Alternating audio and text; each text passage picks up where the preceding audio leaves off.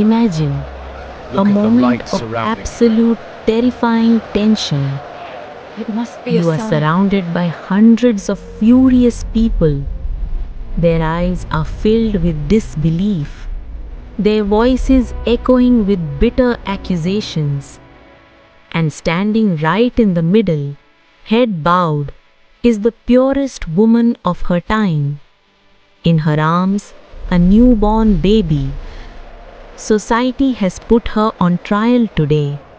They hurl horrifying questions at her, questions she has no words to answer. She remains completely, profoundly silent. But then, what happened next froze the history of mankind forever. To protect his mother's honor, that infant in the cradle suddenly spoke. What exactly happened on that fading afternoon in Jerusalem? How was the purity of this noble woman proven to the world? She brings Come, shame upon let us travel back Who is to the one of the father of this most child? breathtaking, miraculous chapters of Do not human be fooled history. by this light. She has brought shame upon us all. She must leave the city immediately. Evening is descending Look at the upon the light heart of surrounding her. Jerusalem. Walking down the dusty It must be a ancient sign. paths is a woman of unparalleled grace. She is Maryam, Mary, the daughter of Imran. But today she is not alone. Cradled gently in her arms is a newborn child. The very people who once revered her as the ultimate symbol of purity now surround her with eyes full of suspicion. Like a wild wind, the news has spread through every corner of the city. The children of Israel, who had watched Maryam grow up in the sacred sanctuary, bowing in constant worship, are absolutely stunned today. From within the crowd, harsh, unforgiving questions begin to arise. Their gazes hold nothing but disbelief, their words dripping with reproach. But Maryam knew she had the Almighty by her side. The child in her arms was no ordinary infant. He was a living, breathing, miraculous sign. The last crimson rays of the sun are crashing against the stone walls of Jerusalem. A strange, heavy silence seems to govern Maryam's every step, even as the chaos around her grows louder. As she crosses the city gates, the people along the streets stop dead in their tracks. The whispering begins. First 2, then 10, then hundreds of people gather. They look at each other murmuring, "Is this our Maryam? The one who dedicated her soul to the holy temple? Whose child is this in her arms?" These whispers quickly escalate into furious shouts. The air grows heavy with the toxic smoke of doubt. Maryam's eyes remain lowered, her gaze fixed entirely upon her child. She knows she owes no explanation to any human court on this earth. Her only judge is the Lord of the heavens. The uproar of the crowd continues to swell. The elders of the society, especially the self-proclaimed guardians of faith, step forward with arrogance. Their faces are contorted with anger, yet hiding a twisted pride, as if today they finally have the chance to drag a pure soul down to the dirt. They shout, "O sister of Aaron, your father was not a wicked man, nor was your mother a woman of impurity. Where did you bring this shame from?" What an unbearably difficult moment. For a woman of her stature, what could be a greater slander? By invoking her lineage, by weaponizing the pristine reputation of her righteous family, they try to crush Maryam's spirit. They put her on a pedestal of shame, accusing her of lowering the head of an entire nation. But Maryam gave no answer. She was observing the fast of silence. By the command of her Creator, her lips were sealed. Pierced by thousands of venomous questions, she stood as unshakable as a mountain. Her silence was not ordinary. It was the silence of absolute, unwavering faith in the divine. She knew that when people are blinded by arrogance, no logic, no explanation can show them the light of truth. When the accusations reach their absolute peak, when the taunts come flying from every direction, she calmly, gracefully raised her right hand. With an overwhelming sense of peace, she pointed toward the infant in her arms, as if to say, "Do not ask me, direct your questions to this child. The responsibility to answer for me today belongs to him." Seeing Maryam's gesture, the crowd erupts into even greater fury. To them, it feels like the ultimate mockery. Exploding in anger, they yell, "Are you making a joke out of us? How can we speak to a baby in the cradle, a child who is still nursing? Have you lost your mind?" The rage of the mob reaches a boiling point. Their pride and religious fanaticism have made them blind. A newborn baby speaking? It is beyond the limits of human imagination.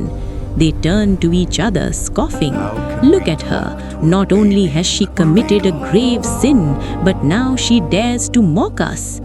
And right at that exact moment, the impossible happens.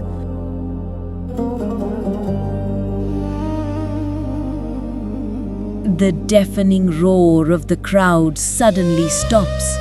The wind itself seems to hold its breath.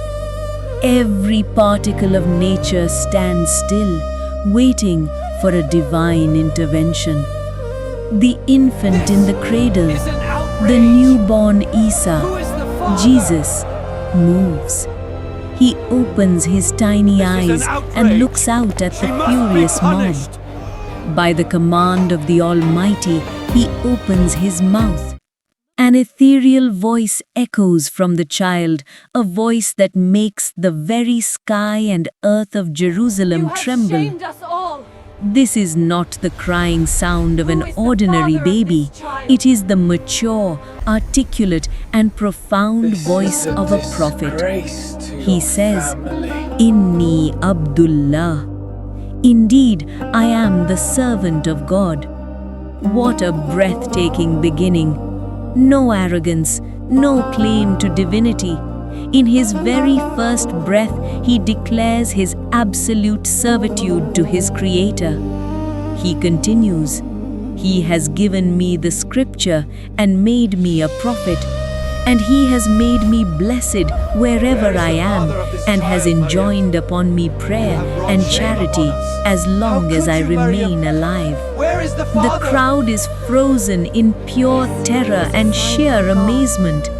The stones slip from their trembling hands. The words die in their throats.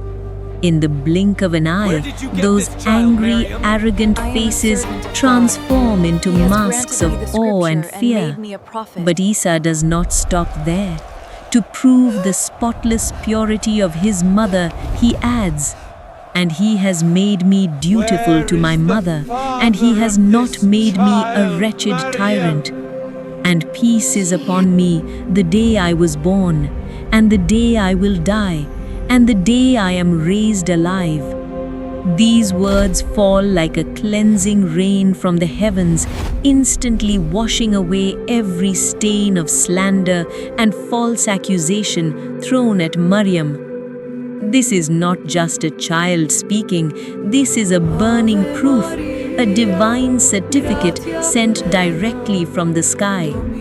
In that moment, the scholars of Israel, the very men who had been shouting themselves hoarse to humiliate Maryam just moments ago, stand paralyzed like stone statues.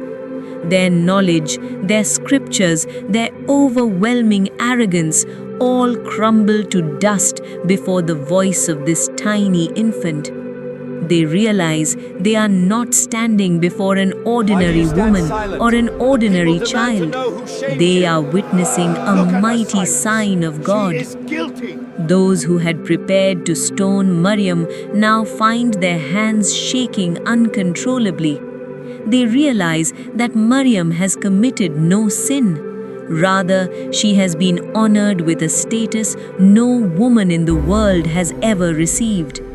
And this is how the Almighty proved the absolute purity of His beloved servant Maryam and gifted the world a magnificent prophet. What transpired in that courtyard of Jerusalem on that fading afternoon is an unforgettable chapter in human history. Slowly, the crowd begins to back away, some in fear, some in wonder, and others in deep, crushing remorse. Maryam, who had stood like an unmoving mountain all this time, finally lets tears of profound gratitude roll down her cheeks.